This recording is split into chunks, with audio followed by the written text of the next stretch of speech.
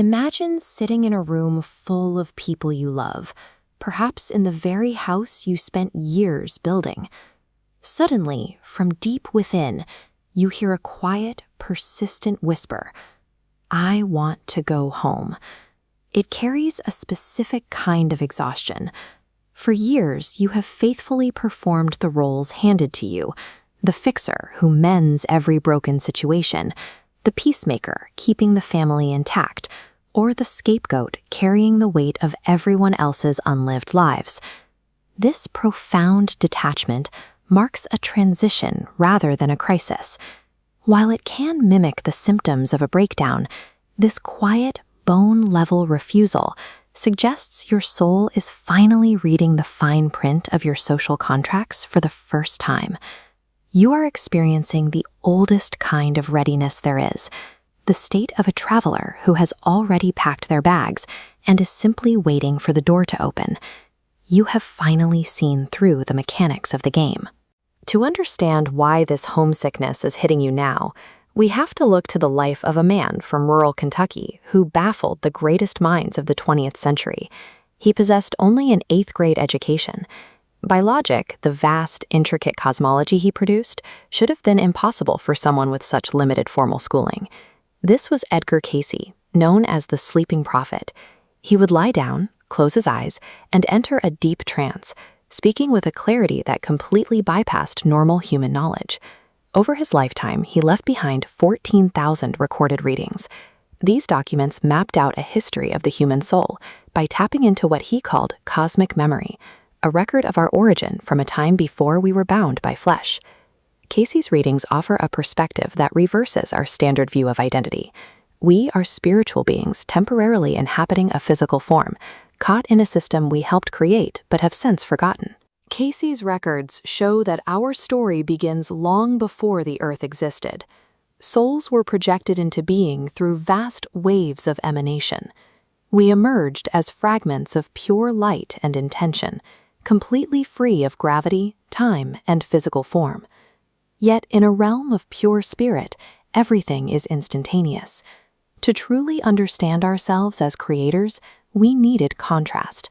We designed the Earth experiment as a place to experience individuality through the tension of opposites, light and dark, joy and sorrow, beginning and end. Entering this reality was a gradual process. We projected ourselves as fluid thought forms first, experimenting with the foundational vibrations of physical matter, inhabiting minerals and plants to understand the life force that animates the material world.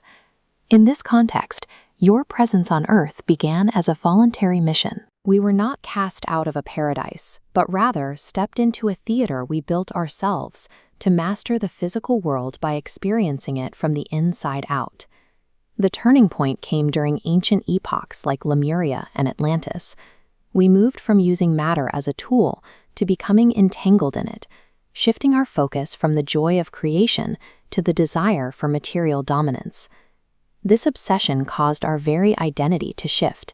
As we separated our will from the whole, we stopped using the physical form as a lens to see through and began to believe we actually were the body and its external labels. Reincarnation, once a tool for diverse learning, hardened into a rigid cycle of forgetting. The soul became buried under layers of ego and fear, and Earth began to feel less like a sacred experiment and more like a prison of shadows. This trap was not built by an outside force.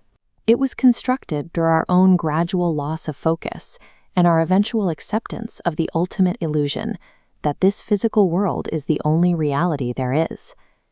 Even in material sleep, the divine spark remains. Every soul carries a return pattern, a built-in failsafe ensuring your memory of the source is never destroyed. Awakening isn't achieving perfection. Your soul is simply recognizing an origin it has always known. The goal of this long journey is to develop bridging consciousness. This is the ability to navigate physical reality, paying bills and raising families, while maintaining a constant conscious connection to your spiritual origin. A soul that achieves this becomes completed. You have explored the full spectrum of existence, from pure spirit to dense matter, and are now returning with an expanded awareness that includes both. Your current exhaustion is the sign that your soul is finally reading the fine print of its ancient agreements. Your refusal to keep carrying everyone else's pain is the sound of you setting down the weight and preparing to leave. This realization changes how you love. You are learning to hold others with an open hand, caring for them deeply without the desperate, ego-driven need to fix their lives or carry the consequences of their choices. Many people in your life will not understand this detachment. They are simply still in the middle of their own experiments, performing the roles they were handed at birth. That is their path, and it requires no intervention from you.